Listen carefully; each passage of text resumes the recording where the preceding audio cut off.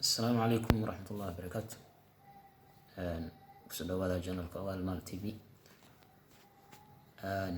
halkan aad u jeedaan waa marka xeebtan aad aragtaan waa marka kalluunkaas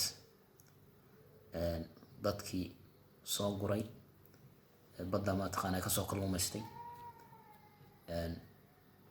ma haystaan meel ay ku kaydiyaan, marka waxay ku qasbaysaa inay dadka masaakiinta u qaybiyaan markay kalluunka soo guraan haddii laga iibsan waayo, ama inay mataqaanaa inay qasaaraan ama dadka masaakiinta u qaybiyaan oo ay ku waayaan wixii ay badda u galeen, inay ku waayaan qiimo ay ku iibsadaan. dawladdu waxay samayn kari weyday inay magaaladaas macnaha qaboojiye miyay u samayn kari weyday ay kalluunka lagu kaydsado kalluunka lagu kaydiyo. walaa dadka Soomaaliyeed oo dib weyn baa haysta, Ilaahay gargaaro.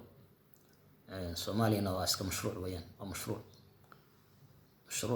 weeyaan, waa meel dadka maaragtay lagu dhibaateeyo oo dawladduna ayna wax tabar lahayn oo magac un bay ka tahay, afka dawlad ka tahay, wax ay qabanayso oo dadka u qabanayso ma jiraan. dawladdu waa tii dadkeeda wax u qabato. marka ummadeena Allah u gargaaro.